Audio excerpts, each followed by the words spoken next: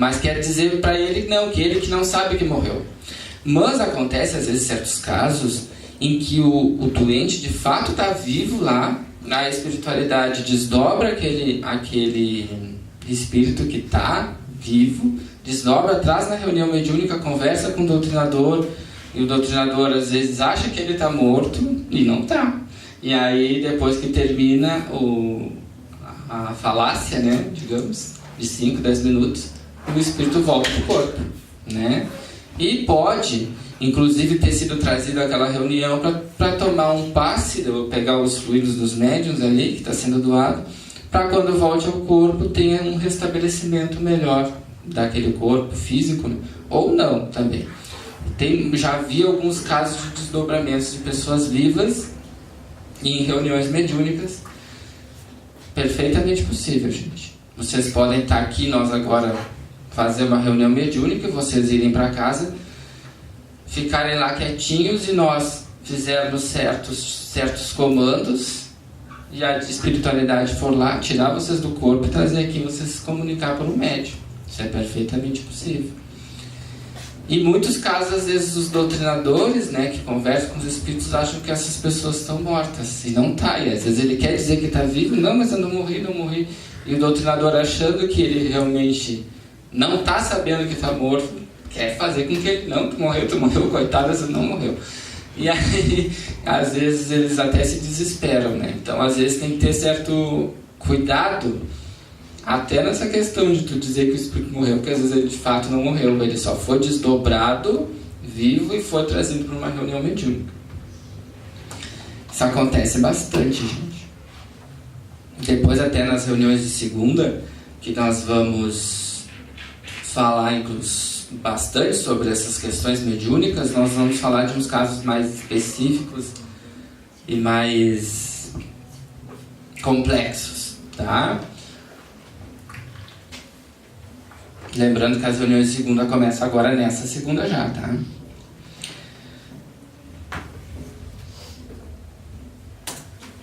Alguma questão? Algum depoimento de desdobramento consciente? Que alguém tenha saído do corpo, visto o corpo, se apavorado e voltar para o corpo? Não? A carne já... Não. Quase, mas não. Quase, mas não. Te assustasse antes de acontecer. É verdade mesmo. Quase. Então, seguimos aqui na 419. Agora nós vamos falar sobre transmissão oculta do pensamento. Ou seja, telepatia. Porque a mesma ideia, a de uma descoberta, por exemplo, produzem vários pontos ao mesmo tempo. Né? Às vezes, por exemplo, algum cientista tem alguma ideia, fabrica alguma coisa que nunca ninguém viu na vida, e outro cientista lá do outro lado do mundo fabrica essa mesma coisa também, sem nunca ter se comunicado com ele, nem nunca ter visto em nada, mas é a mesma ideia. Já dissemos que durante o sono os espíritos se comunicam entre si. Pois bem, quando o corpo desperta, o espírito se lembra do que aprendeu e o homem julga ter inventado.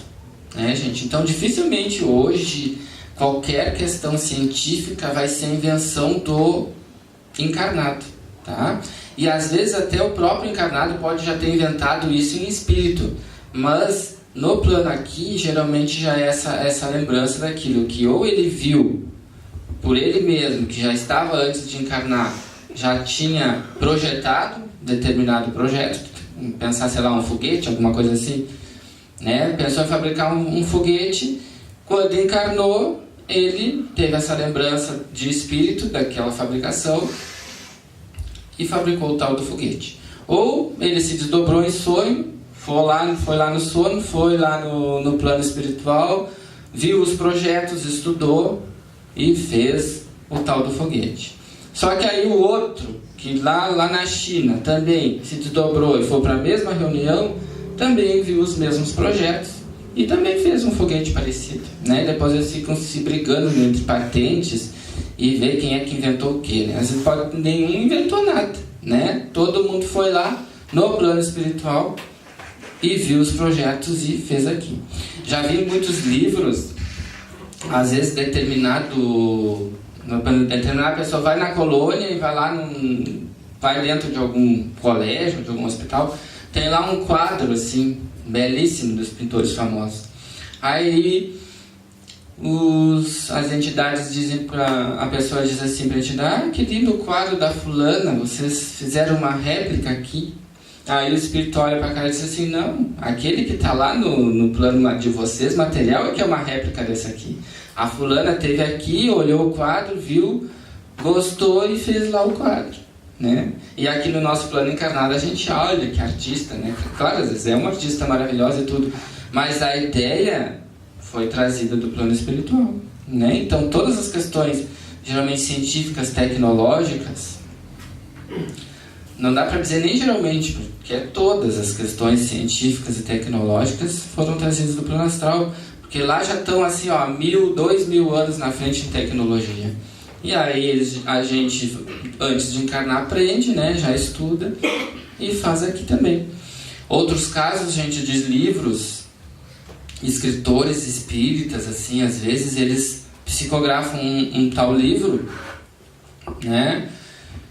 Depois eles vão para o plano astral e o livro já está psicografado lá nas bibliotecas que tem lá nas colônias. E o livro ele já tinha escrito aquele livro há 100 anos antes, né? E aí, por via mediúnica ou via intuitiva, ele escreveu aquele mesmo livro.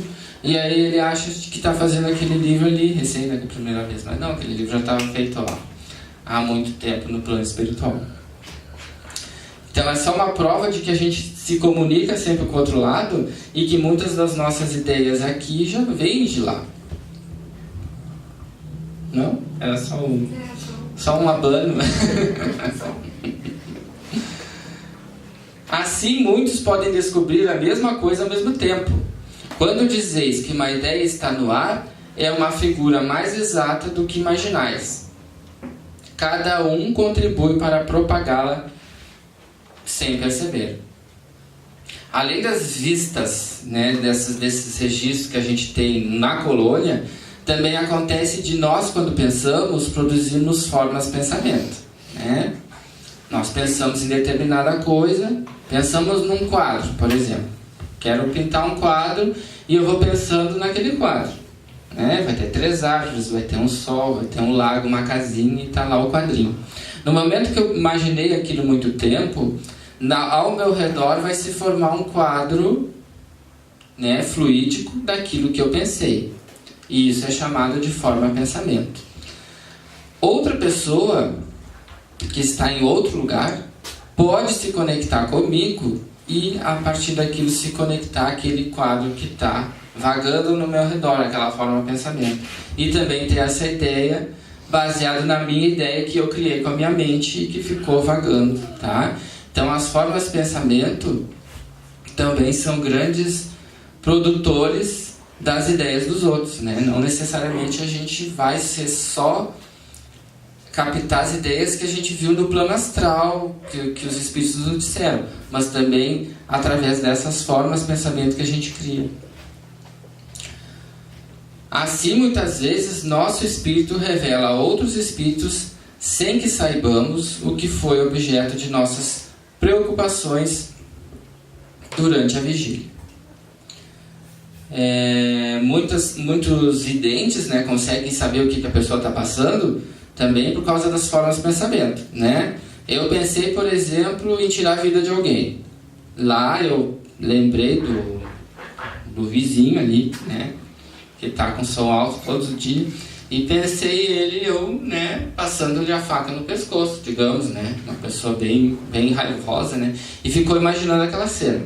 Lá se formou uma forma de pensamento na volta dele, com o vizinho lá todo esgualepado, ficou vagando na volta dele. Um clarividente pode ver, se vê aquela pessoa, pode ver aquela forma de pensamento né, com o vizinho e dizer: olha, tu está pensando em matar uma pessoa, né? E aí ele, na verdade, está lendo a forma de pensamento da pessoa que está ali vagando. Na 420, então, os espíritos podem comunicar-se Se o corpo estiver completamente acordado, né, telepaticamente eu posso me comunicar com algum de vocês.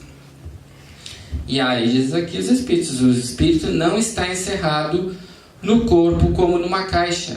Ele se irradia em todo o seu redor. Por isso pode comunicar-se com outros espíritos, mesmo no estado de vigília, embora o faça mais dificilmente. Então, claro, quando a gente está dissociado do corpo desdobrado, é muito mais fácil a gente ter telepatia e poder se comunicar. Porém, enquanto a gente está aqui acordado, a gente pode ter essas conexões. Né? Isso já aconteceu comigo uma vez. Eu estava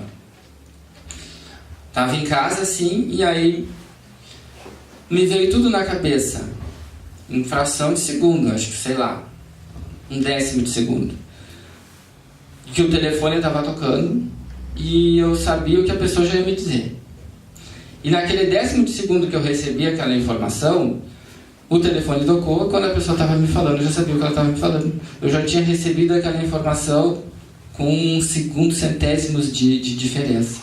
Então, o que acontece? No momento que eu penso em ligar para o fulano, eu emito uma onda, né? Essa onda é captada pelo fulano, e ele já pode decodificar essa ideia que eu tive, esse pensamento, através de fios que vão se ligando. Né? Então, se chama telepatia.